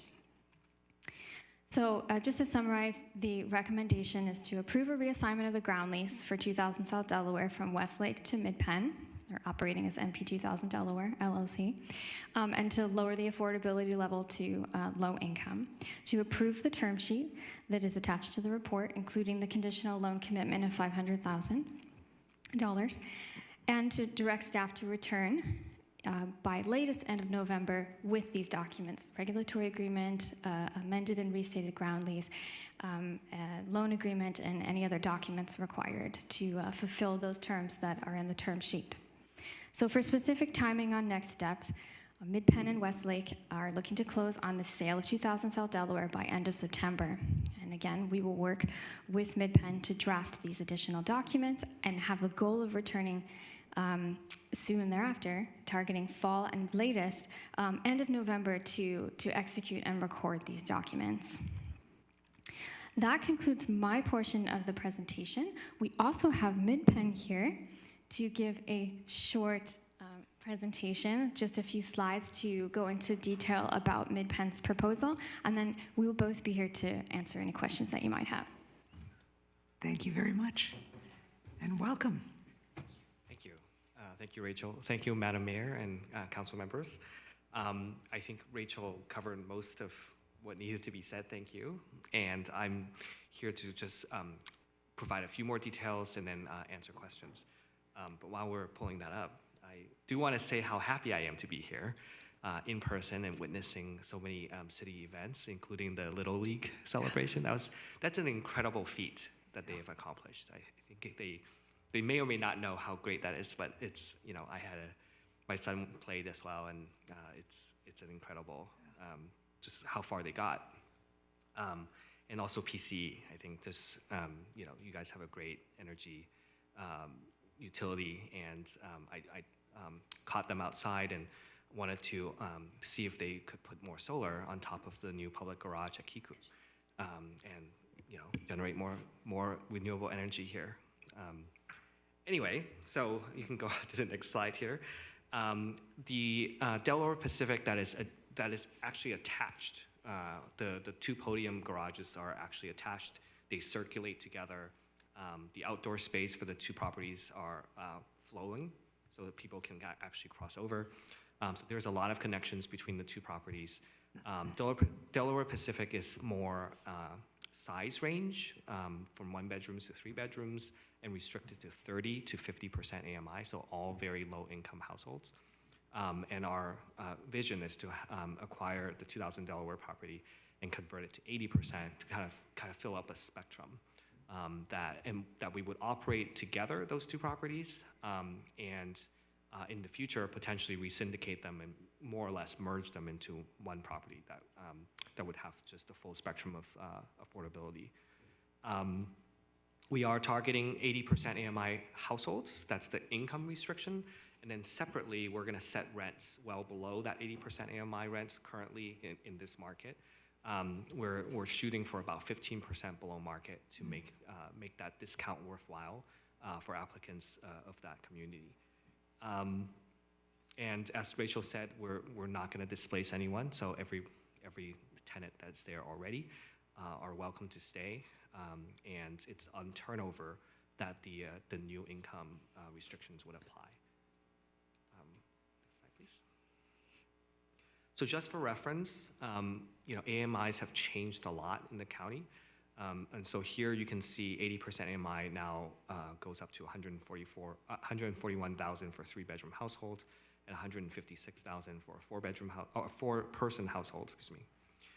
And we're proposing rents that are closer to the mid 60% AMI range, so between 2,600 and 2,800 per month for the 2 different types of units at that property.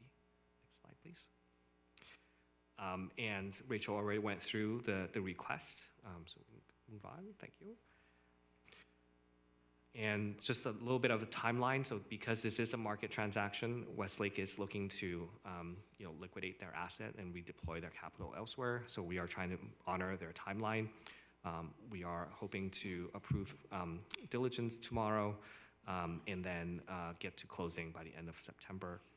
And then come back to the city, since we have a long-standing relationship, to then finish negotiating and executing the regulatory agreement for the future for this property. Thank Thank you. you very much. City Clerk, do we have public comment before we open discussion? Madam Mayor, I have not received any requests to speak on this item, and I'm not seeing any hands raised in Zoom. Okay, well then I will close public comment and bring it back to council for questions of our presenters. Mayor, we have one more comment from Rachel. Okay, thank you very much. I need to correct myself because I said that removing the option to purchase is not included in the document that's before you this evening, but it is included in there, so apologies for that. Thank you for being prepared. All right, thanks for that clarification. So bring it back to council. Who has questions or comments? I'm thrilled to see this come forward. I think it's a win all the way around. Residents in our community get to stay in our community with 0 displacement. We get deeper affordability levels, which is what we desperately need in the city. And I think that retaining the land underneath is paramount in terms of our long-term strategy as a city to hold our assets. And so I'm very interested in seeing this move forward and hope to move as expeditiously as possible to facilitate the deal getting closed. Thank you so much. Deputy Mayor, did you want to say something? Okay, Rich. Okay, Rich, Councilmember Hedges. Yes, I agree completely with Councilmember Lee, and just say that this affordability level will allow many of our teachers, especially first-time teachers, our retail people, all the service people that we need. And just for your information, it's so bad that the grocery stores can't hire that they're running at about 70% of their normal staff. So we really need to do much more of this, but this is a great start. I'm so happy about this. So thank you. Thank you. Councilmember Lorraine. I just agree with my council members and fully support this. Thank you. Okay. Deputy Mayor. I actually have a few questions. Okay. One was just a clarifying question. I think I saw that you said they were asking for the city to make a $500,000 contribution, but then I think I might have also read that it was a loan over 55 years. So I just want to clarify, not that it's a big deal one way or the other, but which was it? Oh, in that a loan is not equivalent to a contribution? Yeah. So. Right. Oh, yes. Okay. Well, perhaps a better term would be more useful. So yes, it is a loan to the project. So yes, and a residual receipts loan. So not with regular repayments expected up front, but yes, it is a loan. Okay, thank you. Do we have an opportunity to have our city employees have kind of a first opportunity at some of these units? I toured with several council members, Kiku, and then I've also met with a lot of the SEIU this past week, and one of the things I've heard a lot of is they felt like they didn't really get the opportunity. So it may not be asking if they can be the front of the line, but it may be asking city staff to make sure that we make them aware of the opportunity that's coming, but that was my general question, is there an opportunity for that? Yes, we still, as I mentioned, we still have to negotiate a regulatory agreement and also the ground lease. And so there is opportunity in there because there is always marketing language in the regulatory agreement, and there also is a place in the regulatory agreement for if there is a city preference. But this sounds more like making sure that people are aware of the opportunity. And so that's something that we would work with MidPen on anyway, but we can focus specifically on what kind of marketing efforts are taking place to make sure that those people are targeted in our outreach. That'd be great, thank you. And then the last question was, if someone qualifies for a low lease, at what point, does their lease expire? And if the income has increased to be no longer qualifying, what happens in that situation? So if you have a tenant who is in this case, over moderate income, right, based on today's ground lease, I believe today's ground lease with Westlake allows the tenant to remain in the unit, but paying 30% of their income as their rent. So it has to be calculated based on the actual income of the tenant, but the tenant does not have to vacate the unit. Perfect, thank you for clarifying. Thank you, appreciate all you guys do. Excellent. I guess my one comment, beside offering strong support for this, was to say, how do we learn from Kiku and the outreach effort to improve? There won't be as many opportunities to outreach with this, but how do we learn from it? And I too had heard the same thing as Deputy Mayor. How do we make sure that everyone does hear about the opportunity, even if they don't all receive it? So with that, is there a motion to approve? I would move approval of this item. Second. Thank you very much. And City Clerk? Councilmember Hedges? Yes. Deputy Mayor Newsom? Yes. Councilmember Lee? Yes. Councilmember Lorraine? Yes. Mayor Diaz-Nash? Yes. Motion carries 5-0. We look forward to seeing you back. Thank you. With the next step. Thank you so much, and thank you. All right, here we go. All right, now we have one more item on the agenda tonight, which will be a closed session item. But before we take up this item, we will move on to reports and announcements, and we'll adjourn following the closed session. Are there any reports and announcements, my fellow council members? I see Councilmember Hedges' hand raised. You must have something to share with us. I do. I took advantage of an email I received from Waymo, and I went to the city, took a resident of San Mateo with me, and we took a ride for about 45 minutes in a driverless car. I will have to tell you that my resident was a little skeptical, and about halfway through the ride, he said, "I feel safer in this vehicle than any other car I've been." So I was very impressed with it. And I downloaded the app, and they have 300 cars that are acting as taxis in the city, and if I need to go from one place to the other within the city, I will definitely use it. Thank you. Thank you very much. And anyone else have reports? Okay. I have a little bit of a list here because I've been waiting for a light packet to bring these forward. So I hope you'll indulge me. I wanted to bring two policy ideas forward for consideration that I hope we can I hope council will support to be agendized. One of these, the first one is about our block party regulation and ordinance, which hasn't actually been revised since 1989. And as all of you know, as civil servants, the ability to build community at a hyper local level, at a block level, is so important to the social glue of our city.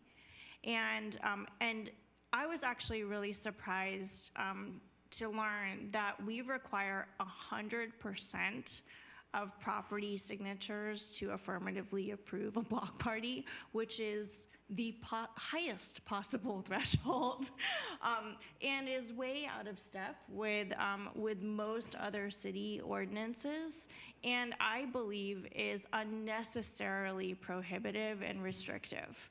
And this is for me an example of a low-hanging fruit policy change that I don't think would require a significant lift from the staff to look at what are some of the modern best practice policies around block parties that would actually help our residents invigorate their local communities. And I bring this up because it goes hand in hand with a conversation of our CERT.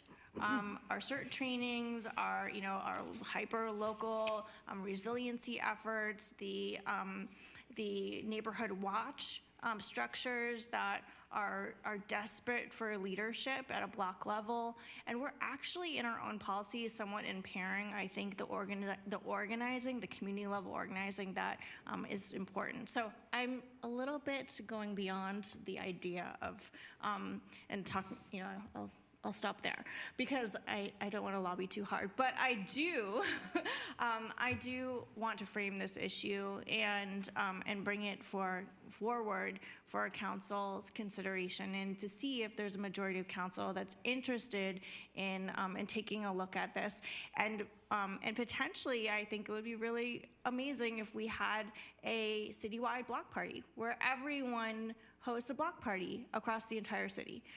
These are the kind of ideas that we can't even entertain because it's so hard to have a block party. So I would love to ask council if you're interested, if I could get a majority of nods in support of this first idea.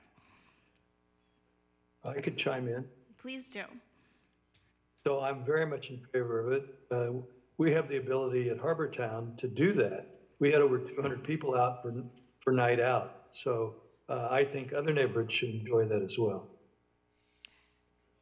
And I guess I would also support it and maybe piggyback on your suggestion to look at our special events permit process, particularly if you're talking about having a larger block party. We're doing a lot of great partnership work between the city, DSMA, and the chamber, but it's still tough, long, and expensive. So I would absolutely support what you're suggesting with that addition. Thank you. And the city manager has something to say. So I don't want to conflate the two because the special events permit is completely different and separate than the action that the council has taken previously in 1989 for the block party. We are also looking at exactly what you said, Mayor, on the special event permit. So on a parallel path, if the council wishes to, well, we're already moving on special events. It's on this item for block parties. If you want us to bring an item back, that'd be Public Works. Okay, then let's keep them separate, but I support them both. Great, thank you. So I see 3. Oh, 4. Okay, got it. Unanimous. Wonderful. We'll bring an item back this fall. That makes me so happy. Thank you. My other idea was actually an old idea that I would like to reinvigorate.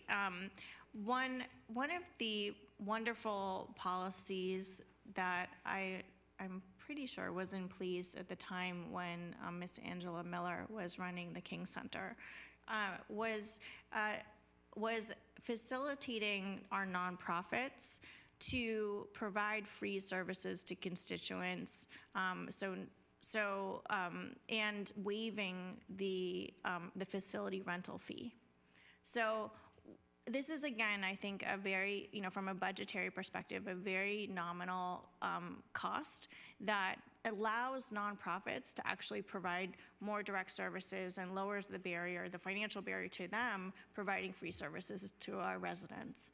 And so, I'm 90% sure that this policy at one point did exist, and I think that it has a lot of merit, and I would like to revive it. I think that there should be exceptions to our fee structures, especially if the benefit to community it outweighs the revenue at $15 an hour or $20 an hour for a room rental. And so I'm interested in hearing from council. Is this something that you are interested in exploring, learning more about? Could we get this on the agenda as well? Comments from other council members? Hedges, yes.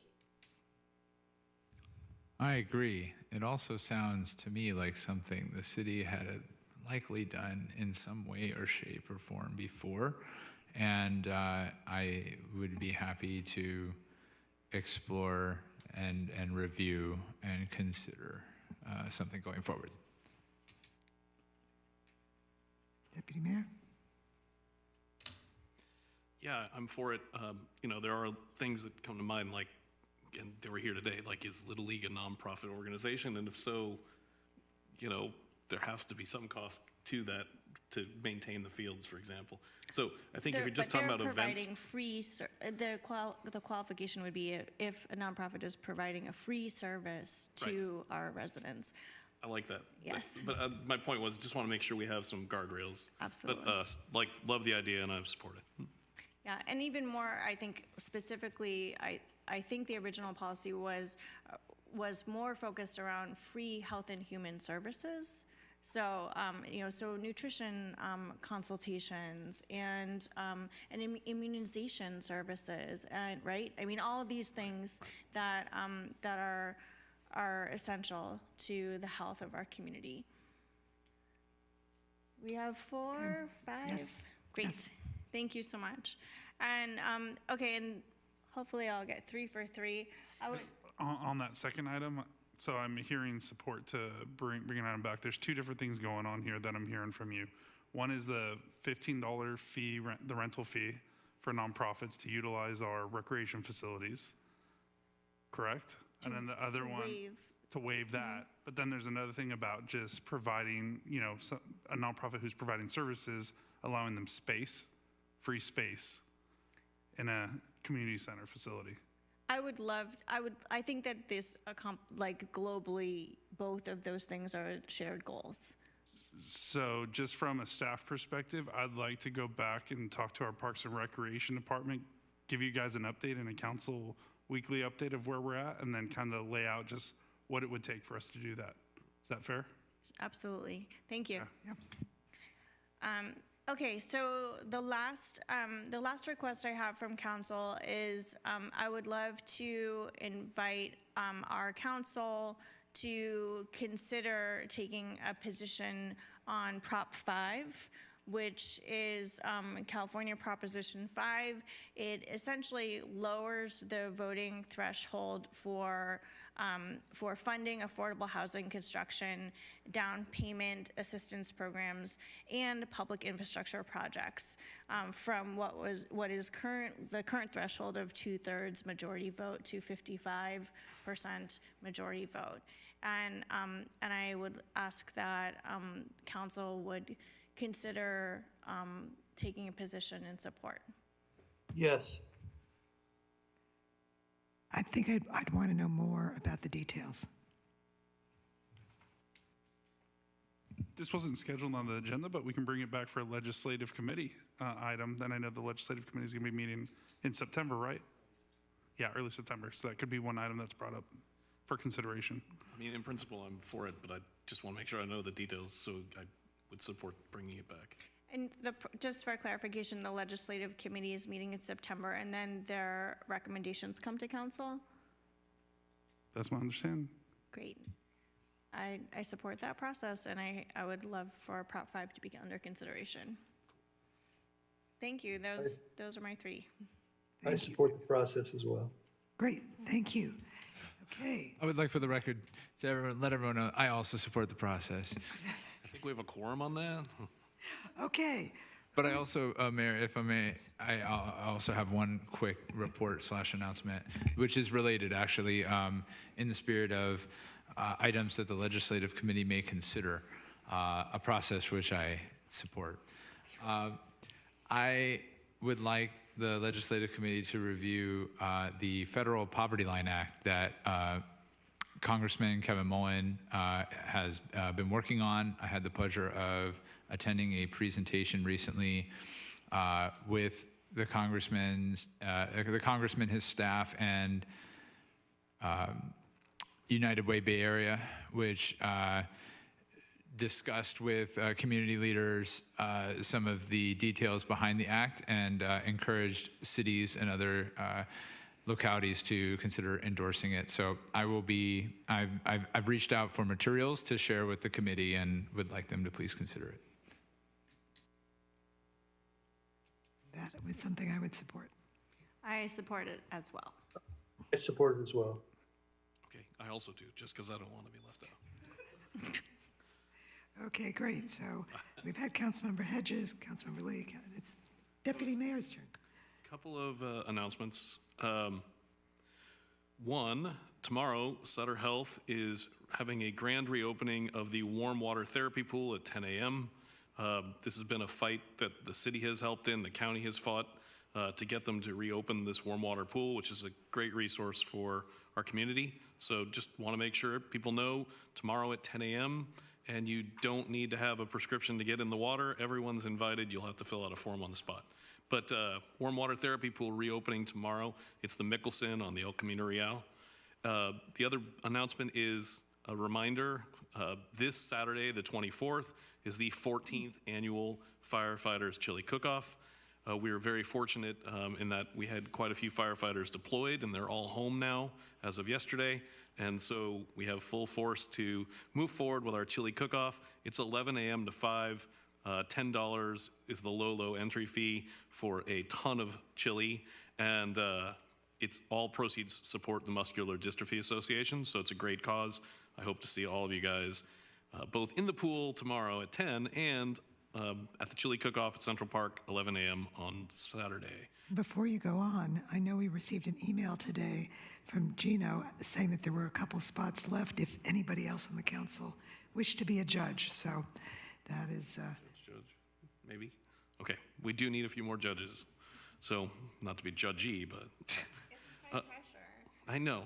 Yes. It's like, the other two things I just wanted to mention, and this kind of piggybacks on what Councilmember Lee suggested, was the National Night Out. I really enjoyed it. I went around in my district with my daughter Maeve and saw 6 of the neighborhood parties. But I did hear some rumblings that a few block parties, maybe at least one, were charged for having a special event. And I'd like to make sure that next year we look at that because I think if we're doing something in the spirit of National Night Out, that we probably shouldn't be charging someone to have a block party. So that's my ask, and just make sure we take it under advisement for next year. The other thing that I wanted to bring up or bring back was something we talked about that I almost pulled was the e-motorcycles. I'm wondering if there's an ability to do anything to do another pilot program, because the last time we did a pilot program was 2017, and I know the technology's come a long way since then. There may be a viable solution, and so I'm wondering, what does it take to be able to go and find that out? So I think I can take that information back and talk to the chief, and then I can circle back with an update in our council weekly update. That would be great. Thank you. That's all I have. Excellent. I feel like this was a very productive meeting, and thank you for all. There we go. Great. It's been a happy meeting, too. So one announcement in terms of public events on August 30th from 4 p.m. to 6 p.m. That's a Friday. We're having our next Jazz on B Street, on the B Street Pedestrian Mall.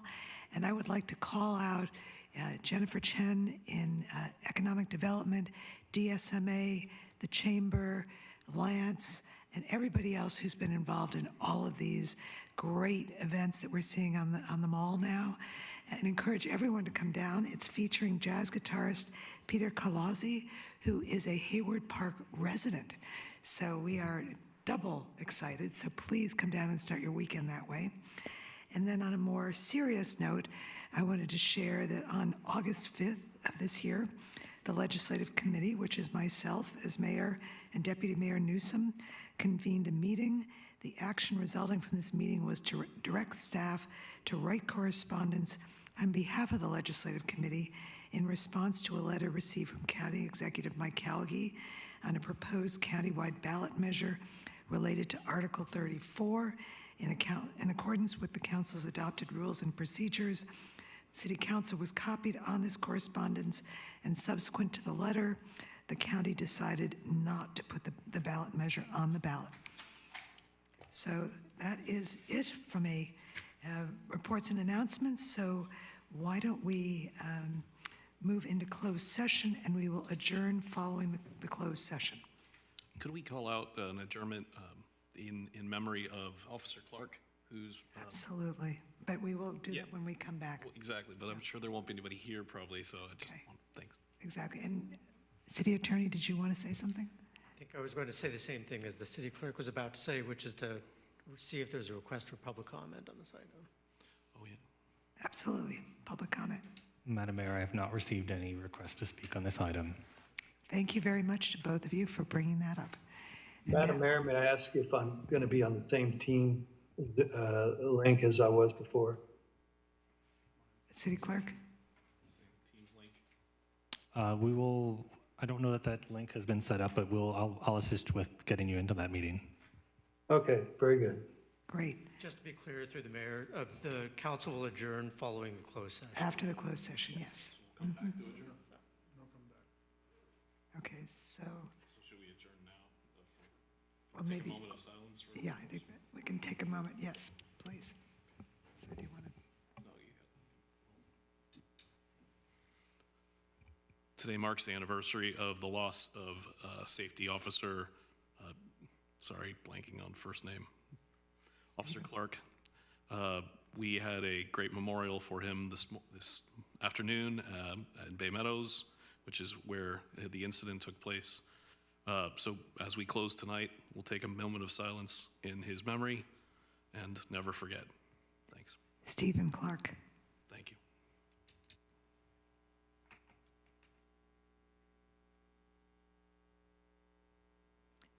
Thank you very much, and thank you to everyone who participated today.